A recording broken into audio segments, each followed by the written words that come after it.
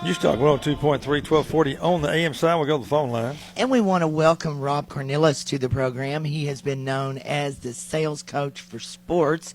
His firm, Game Face Inc., has pioneered executive training for professional and collegiate sports teams and has advised more than 40,000 executives at more than 300 sports brands worldwide, forever changing how sports and entertainment properties connect with their fans, and he is here to talk to us today about just that. Good morning. Good morning, Celinda. Good morning, James. Good morning.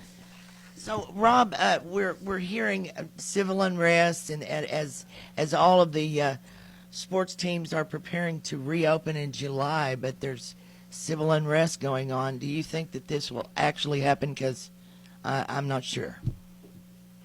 Yeah, that's a question we continue to ask every single day, Celinda, because the answer seems to be getting further away from clarity for all of us. There are a lot of things going on in the country right now. We all know, everyone's living it. We've been experiencing an unprecedented downturn in our economy, uncertainty, and that extends to not only our economic situation, but our health and our safety. And now, of course, as you just mentioned, we have a lot of demonstrations that sometimes lead to violence in the streets, and those are happening largely in communities, downtown communities where sports venues are located.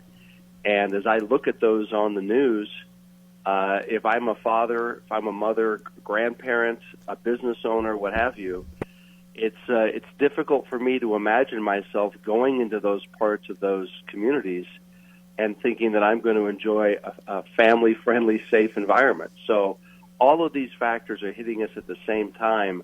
This is a critical stage for the sports industry. They've got to make the right call. Well, do they understand? I'm just speaking for me. Let me clarify that real quick.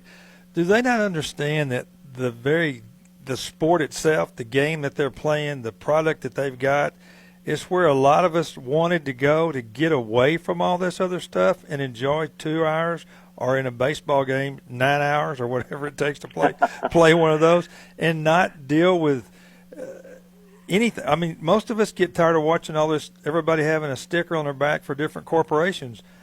We just want to go watch the game. Yeah, James, that is really the age-old question. What do we go to sports for? And I certainly think traditionally, historically, that is the reason people love sports and the reason why they can't get enough of it. We actually go to games historically because we want to get away from the news, not because we want to be a part of it. And for years, long before all of these things hit our society, I've been saying that sports really stands for five things. The S in sports stands for safety. People want to go where they know they can be safe and feel secure. The P is for peace. It's a place where you can go and be away from the stress of the work and of the daily lives that we lead. And optimism. We want to have a sense of hope and eager anticipation for good things. R is for the release, as you just mentioned, from the everyday worries. And T means you want to be in a place where you feel a sense of community and some unity, a sense of belonging and togetherness, that you actually belong to something, right? And then the last one, S, is for smile. We go to sports games and venues because we want to smile. We want to feel joy and even happiness. And so if we turn those venues into mini rallies for a political cause or a social issue, all of which must be addressed and all of which are important to our society, then we are changing the nature of sports. And I'm not saying it's wrong to do that, but I'm saying if we're going to go there, we need to be very conscious about that decision we're making, because we are, in effect, changing the nature of the industry. And I've said, James, many times, we have to look at our fans as either clients or customers. A customer is someone that you try to please. You do everything you can to please them. A client is someone, however, on the other hand, that you try to join with to achieve a common desired outcome. And so which are they? Do you want to turn your sports venue into a social statement, or do you want to keep it as an entertainment venue? And I'm not saying which one is right or wrong. I'm saying you can't have both in this very splintered environment we're living in right now. Well, it would seem to me like, just from a business standpoint, owners at least, and the players, I think, should be more partners than I guess they are, that they would sit there and go, hey, everything is going crazy all around us. Now's the chance for us to get our audience back, not draw lines in the sand on topics and issues where we split them up a little bit more. Let's just go play the game, and then after the game or on an off day, we'll open up the stadium and you can have a microphone or you can do whatever you want to do in here. We'll make that be your public platform venue to address whatever else you want to address. I don't care how we do it. But when the pregame starts until the postgame interview, let's just play our game and win our fans back. Because I think the young college guys that have a chance to go in the pros, and I guess you get to visit with them too, they're the ones that might need to send the message to the guys in the big leagues of, I can't get a $50 million contract if you guys do things that make nobody show up and nobody want to watch it. You're hurting yourself and you're hurting the future. Well, you need to be a part of those conversations, James, because what you're saying sounds reasonable. It sounds sensible. And please understand, I do not advise my clients on political or social issues. That's not why they hire me. They hire me to help them build an organization that is sustainable, that's profitable, and that frankly and eventually helps their community. Because we all know that sports does a significant amount of good to build up the economic vitality of a community, of a neighborhood. Oh, yeah. And when it's not being played, in fact, when the opposite is happening, and we're not only seeing dark stadiums and arenas, but we're seeing demonstrations outside of those that, as I say, sometimes unfortunately are turning violent and destructive, then that hurts the industry and it hurts the community. It hurts the economy.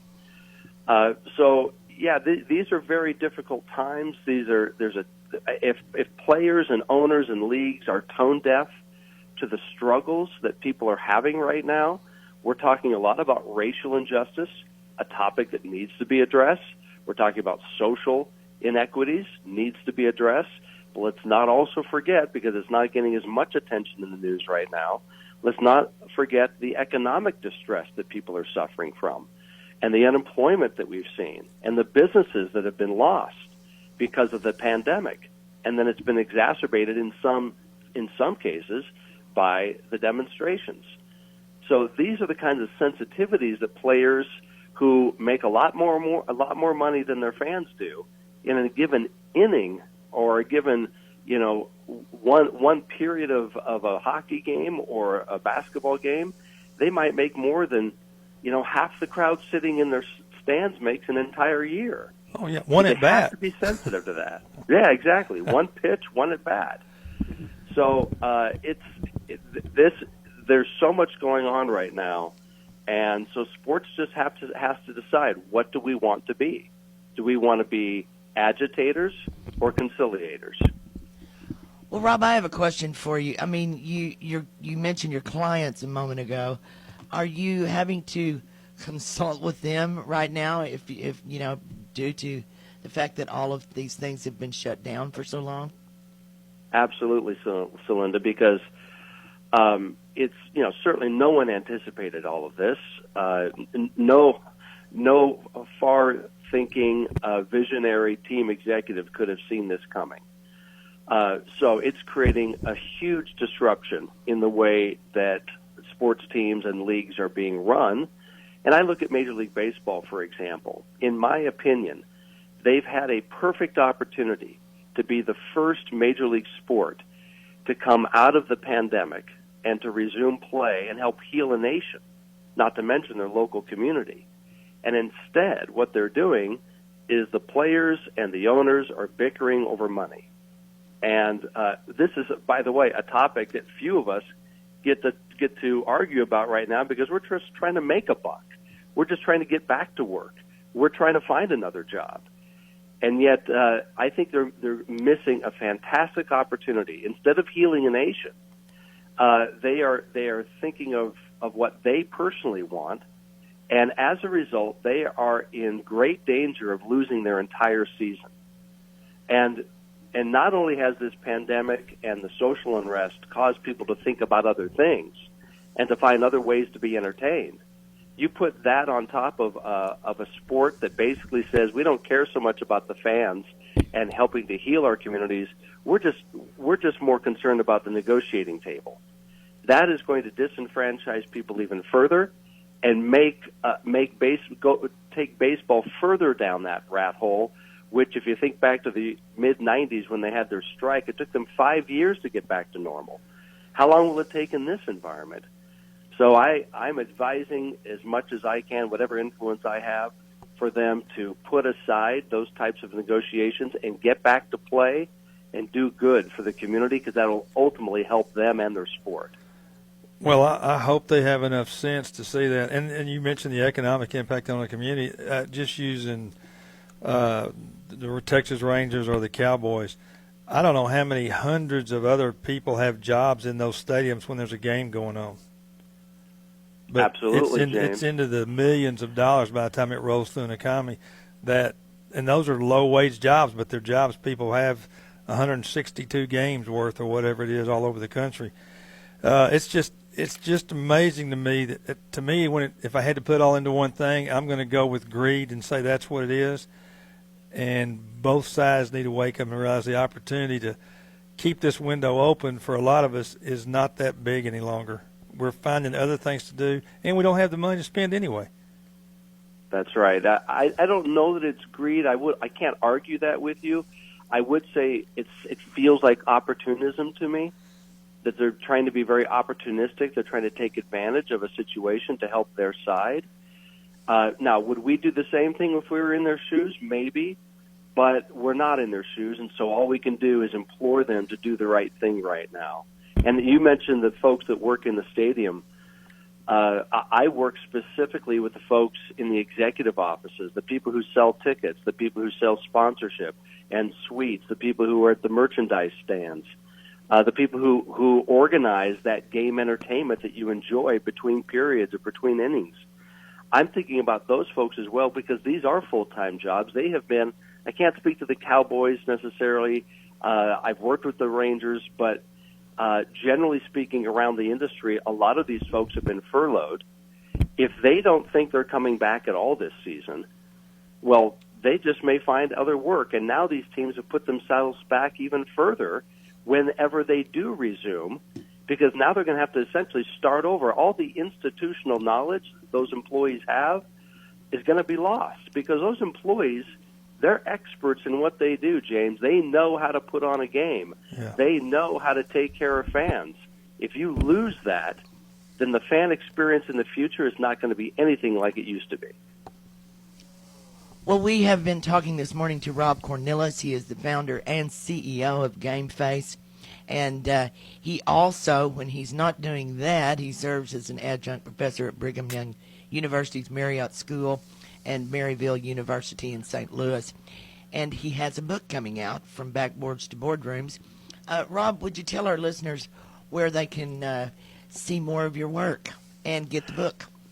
Thank you, Celinda. Simply go to GameFaceInc.com.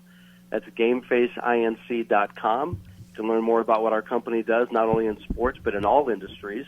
If a company is needing to attract more customers or keep the ones they've already got, that's our specialty. And yes, that book is coming out later this year. We have a big announcement about it in the month of July. We're very excited. Well, thank you so much, Rob, for being with us today. Thank you.